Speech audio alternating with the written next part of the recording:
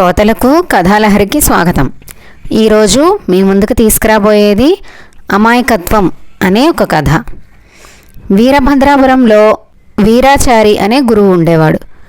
ఆయన దగ్గర చాలామంది శిష్యులు ఉన్నారు. వారిలో రామేశం అనే అమాయక శిష్యుడు ఉండేవాడు. ఆయన ఏ పని చెప్పినా సులువుగా అర్థం చేసుకోలేకపోయేవాడు. రామేశం అనాథ కావడంతో గురువు ఆయన దగ్గరే ఉంచుకున్నాడు. వీరాచారి పక్క ఉన్న గ్రామంలో ఇల్లు కట్టుకుని దానిలో గృహప్రవేశం చేసి బండిలో అన్ని సామాన్లు పెట్టుకుని వెళ్తున్నాడు. దాని వెనక రామేశం నడుస్తూ వస్తున్నాడు. అప్పుడు వీరాచారి, నాయనా, సామాను మొత్తం పెట్టాం కదా, ఏమైనా వస్తువులు కింద పడిపోతే నువ్వు జాగ్రత్తగా వాటిని బండిలో వెయ్యి, సరేనా అని అన్నాడు. అప్పుడు రామేశం, సరే గురువుగారు అని అన్నాడు. 2 బళ్ళల్లో సామాన్లు వేసుకుని వెళ్తున్నారు.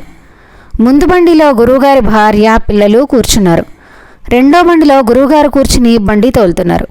దాని వెనక రామేశం నడుస్తూ వస్తున్నాడు. గురువుగారి పిల్లలు ఆకలేస్తుంటే గురువుగారి భార్య పిల్లలకు అరటిపళ్ళని తీసిచ్చింది. పిల్లలు తొక్క తీసి కింద వేసి అరటిపండు తిన్నారు. అలా గమ్యం చేరిన తర్వాత గురువుగారు మొదటి బండిలోని సామాను ఇంట్లోకి చేర్చి రెండో బండి దగ్గరికి వచ్చి చూస్తే దానిలో ఆవులు వేసిన పేడ, పిల్లలు తిన్న అరటి తొక్కలు ఉన్నాయి. గురువుగారు కోపంతో, ఏమిట్రా రామేశం, నువ్వు చేసిన పని, పేడనిలా అన్ని సామాన్ల మీద వేసావు అని అన్నారు.